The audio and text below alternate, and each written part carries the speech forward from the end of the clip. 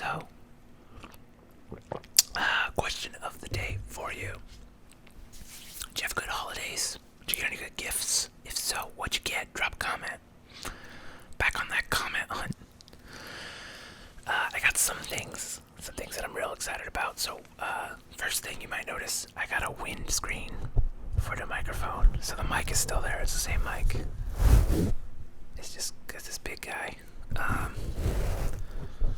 which should hopefully help prevent popping noises and whatnot. And I'm also gonna do a mic crush video at some point, I'm sure. Yeah, that's pretty good stuff, right? But I think it'll prevent for when I'm like a little bit, maybe not, I don't know.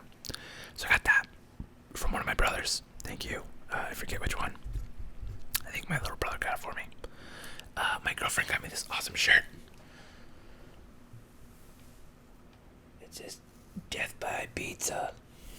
It's got a little skeleton eating pizza, and she also got me this, which I think is the best gift I got this year. Every time I go to anywhere that has Hot Wheels or Matchbox or little toy cars, I always check and see if they have a Zamboni, and I've been checking for 10 years, and she got me one. I don't know if I want to take it out of the package, so I'm pretty stoked about it. That's a really cool gift. My parents got me this. Let me see if we can get it in the shot here. So you see that this is the back end. And if we loosen this up, pull this through. There's a tripod head right here, so we could do top-down shots. So that's something I'm really excited about. I kind of got to figure out how to set my whole desk up for all this. I keep knocking stuff. Sorry. Making all this noise. So yeah, those are some of the things I got that I'm pretty stoked about. I really want to get into doing some top-down, a lot of more no-talking ASMR, and this thing will really come in handy. It'll allow me to get this big camera actually fits on it and doesn't tip it or anything. But I'll probably end up putting just a little guy and then shooting with this at an off angle. Because I record all the audio into this big camera. Even though I have external recorders that I could use. But so pretty excited about that. Gonna be dropping a lot of those in the new year, I believe.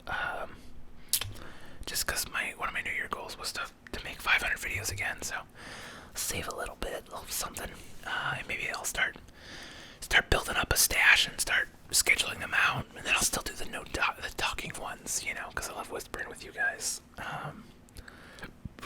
So that's kind of that's my holidays, big things that I got.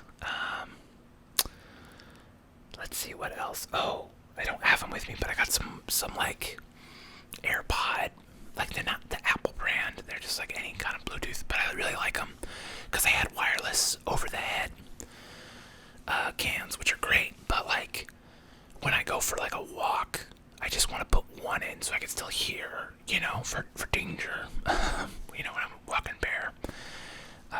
So I got those, they're great. They were a lot less than I don't need the fancy Apple Pod ones, so I got those from my parents, so thanks. And I got some new Nintendo Switch games, so I'm real excited about that too. And my girlfriend's parents got me sweatpants, which they were like, "We're getting you something because your parents got our daughter something." So I was like, "I don't have sweatpants, I guess, and I need some." So those are cool, but they're also I probably should have specified that I wanted cheap, junky, baggy ones, and because they got me fashionable ones that are a little tighter, and I'm like, oh well, I just want loungy sweatpants, but they're nice, so I'll still wear them. That'd be good for workouts and stuff. So it's just good holidays. Got some gifts. Went over to my parents' house, had dinner. Their oven's still broken because their oven broke a week before Thanksgiving, and with like COVID and everything, like the factory is backed up and just like cannot get them a new oven. So we had like they have like crock pots and like stove, and like they just got some there's a local grocery store chain called Ivy. They just got like the dinner from that, and it's like mostly prepared. You just kind of warm it up. So that's what we had. But it was like me, my mom, my dad, and that was it. And they got dinner for 8 people. They're like, well, we figured we need a little extra, but there was so much leftovers. I took so much home, and they still have so much. So I was just like, I'm down for it. I'm here for it. Whatever. And then we watched Knives Out with my parents, and then I went over to my girlfriend's house the next night, and they had salmon and steak, and that was really good. And then we watched Miracle on 34th Street, and It's a Wonderful Life. So pretty good holidays. Interesting little side note: my parents wanted me to. They were like worried about like the passing away, so we had to go through like that fun like end of life planning conversation, which is like my parents only like 60 something. I'm like, hey, your parents are still alive. This is not something we really reasonably need to worry about. But I gotta like see, my dad like showed me where all the financial stuff is kept. He's like, just in case something happens. And they told me that I was the executor of their wills, in case that ever comes down to it. Like if they both get in a car crash, I guess, then I'm in charge of the finances. So I'm like, oh, sweet. And then my dad showed me how much money he has. I'm like, that's not information I ever wanted to know. Which it's like a lot. And at the same time, it's not as much as I thought it would be. But then as I was thinking about it, I was like, my dad has never been much of a risk taker, so it doesn't surprise me that his investment portfolio was like super conservative. So I was like, yeah, that makes total sense. Yeah, but it's, enough that he doesn't need to. There's something called the safe withdrawal rate, and I don't know. I can't tell you exactly where this comes from, but it's a study that's been done that says if you can withdraw 4% or less a year from your retirement account, 99% of the time you will have enough money you'll still have money when you die. So that's kind of the what you want ideally, and that's based off of historical market trends, market performances. And I think there's ways, like if you have like a year safety net just in case it's a bad year, that way you don't withdraw anything on a down year, that extends your chances even better. So that's what's known as the safe withdrawal rate. And as long as your expenses are under that, and my dad's like, oh yeah, mine's way under that. And I'm like, why haven't you retired yet? You hate your job. And he was like, I don't know, in case you get some money. And I was like, well, I mean, I appreciate that, but like, go have fun, go enjoy your life. I just don't know what my dad would do in retirement. I think that's half the reason is, like, he loves riding bikes, but I'm like, he says like, oh, you can't ride your bike all day. And I'm like, yeah, it's true, but like, you gotta find something, man. So he doesn't really have a lot of hobbies, so I don't really know what advice to give him. So if you have advice for like a parent that's near retirement age, and like, because I was just like, you got a bunch of money, like go try some stuff, go on some vacations. And I am like low-key, I kind of want to try to talk him into getting into a little more active investing with some of his portfolio. Granted, that's a pretty bad idea. When you're closer to retirement, you generally pick safer vehicles, so that way, you can't lose money, which is smart because it's harder to make it again when you don't have a job. But there are a lot of like safe ways to make money if you have. And so I was like, in my head, but I also know my dad probably wouldn't be down for that stuff. Like if you just wouldn't enjoy it. So it's like, what's the point of like being like, well, you probably could have a little bit more money to just like play money essentially. If you took 10% of his portfolio and then just used it to wheel options, which is essentially buying stock and then selling raffle tickets for it, and then that way if it goes up, you sell it for less than it was worth, but you make money on the sale of the raffle tickets. That's called covered calls. That's when you have 100 shares of a stock and you say, I don't think these stocks are going to go up above this price, and someone goes, oh, I'll take that bet, and they give you money for the chance that if the stock raises above the price you agree on, they get to buy it for the price you agree on. That's called the strike price. So, but there are a lot of stocks out there that people will do this with. You know, you got like Microsoft, Amazon, Google, where one contract, one option in a week can be worth like $1,000+ Granted, you need like $150,000 to sell that contract. So it's like if you have enough money to retire on, you could conceivably convert that all into these options contracts, which I wouldn't recommend obviously putting 100% of your portfolio. But it's like, you know, if you had, say, let's say, let's round numbers, if you had $1 million, which is an amount you could retire on, you could buy, I think the Google stock is trading at like 170, so you're like, okay, that's 300, 600, you could buy 7 of them, essentially 7 contracts, you'd be making $7,000 a week just with your $1 million. So when you think of it like that, you're like, man, that's how those billionaire dudes can make so much money so fast, because it's just, that's what you do with it, essentially. And that's like a conservative, like Microsoft, Google, Apple, like there's not a lot of variation in their stock price, so the actual premium you're getting is not, relative to what you could get, is actually not that large, but it's a pretty safe bet. So it's like, part of me wants to like try to talk him into it, partly for altruistic reasons of like, you'll have, a couple $1,000s a month to just have fun money, because if you had $2,000 coming in a month outside of your retirement withdrawal, outside of your pension, outside of Social Security, it's like you could go travel with that. Like you could go almost anywhere with $2,000, or even you save it for 6 months and you go on a bonkers vacation with $10,000. You definitely can go anywhere with that. And I just want my dad to like have fun and stuff, like, cause he's just always been like super like nose to the grindstone, and I think that's part of where I get it from, and where my other brothers get it from.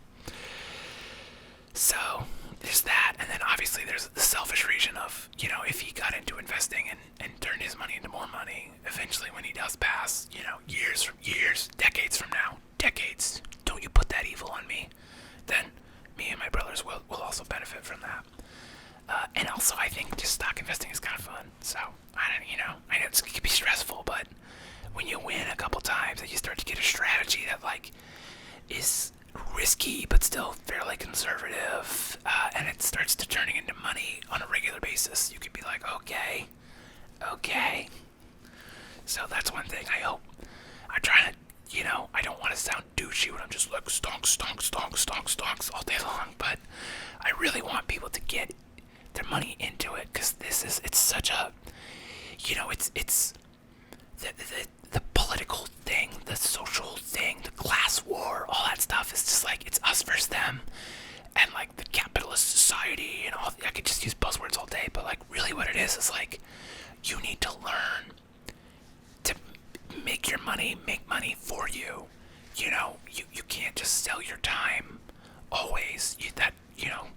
You have so much finite time and effort and energy, but like, if you have assets working for you that you don't have to control, that's how you can break out of poverty.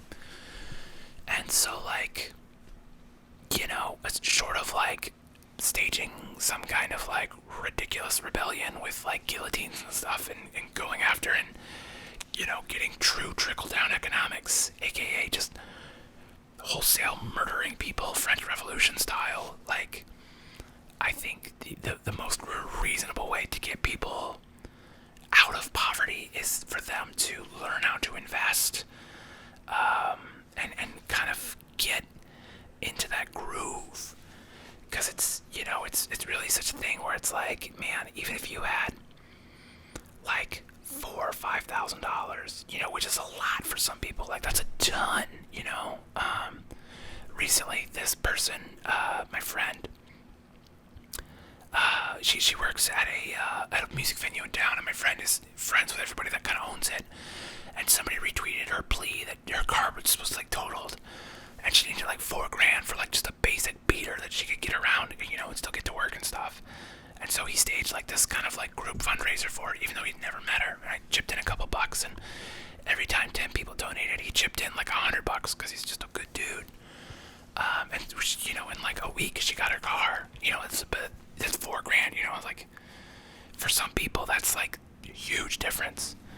But it's like if you could have $4,000 in the stock market, like on a regular basis, I take $4,000, and with my options, you know, I'm making 30, 40, 50 bucks a month, and it's like, or no, not a month, sorry, a week. So you know, that's like $200. There's taxes involved, obviously, but it's still like an extra $100 a month for not a lot of work. You know, it's very, you know, it's probably like 20 minutes of work a week just to like make sure my investment that I picked is still good, make the move, and then that's it. It's like, what could you do with an extra $100? Like that would help so many people out. So, you know, that's just something. I think financial literacy, and then the flip side of that is like being poor is so expensive, and like having debt, and like I don't think people. I don't want to say they don't appreciate that, but I think they get taken by the debt companies, and then they get on this cycle of debt, especially with like payday loans and like predatory stuff like that. It's so awful. So I think, you know, there needs to be two sides to it. But like, I don't know what your political ideals are. You know, I have mine. I'm kind of somewhere in the middle. But I think counting on politicians to fix things is a losing strategy, because they're just not going to get to it, because they have so much incentive to just not do anything about it. So it's like you do need to do your own thing, but you could still be an activist, you know, and to get, what I think would help the most, I mean, obviously Medicare for All would be a huge win for a lot of people struggling. I think that's probably the first thing that really needs to happen. But I think the second thing that needs to happen is there needs to be interest rate caps. Because, like, if you have credit card debt and you're paying 30% interest, like, you're never going to get out of that. Like, it's going to take forever. But if, like, credit card companies could still be making a monstrous killing at a 10% interest rate. So, like, that should really be the cap, I think, you know? With, like, student loans, you know, 2-3% should be the cap. Credit cards, maybe 15, you know? That's kind of, I think if you could get caps that weren't even like that excessive, but just, you know, a little lower, those companies are still making ridiculous amounts of money, but people could actually like get out of their debt. So that's my pitch for politics, to shore up, you know, the class inequalities. Obviously, you know, I don't think that would ever pass without like a lot of push. You know, I think it'll take a while before progressives get there. But I just think, like, how could you argue against it? You know, you see some of these things where like universal basic income, where you're like, oh, that's a good idea, but like so many people are so against it.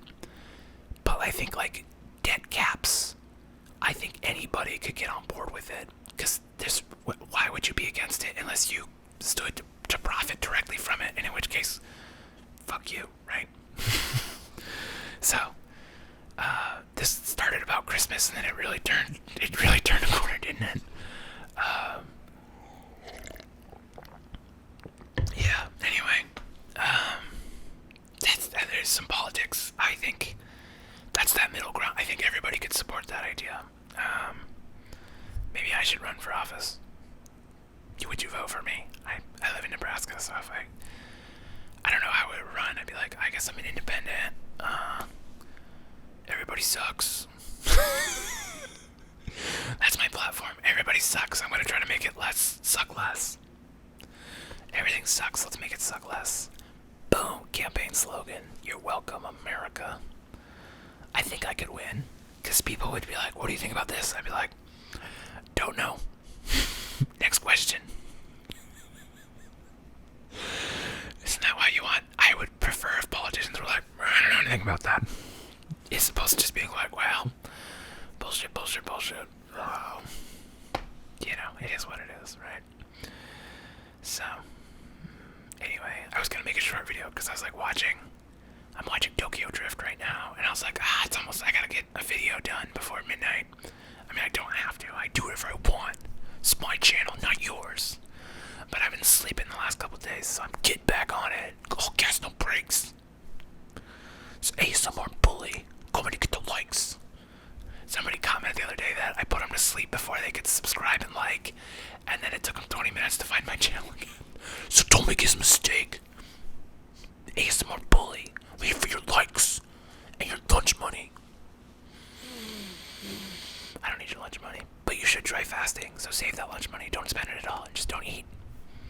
It's good for you. Look it up. Look up intermittent fasting benefits. Give it a shot. I lost some weight, and then when I stopped doing it, the weight slowly came back because I've been eating like crap. But I'm getting back on it. So hold me to it. Leave mean comments. What if I was just like, leave the meanest comment, call me fatty or something? I don't know.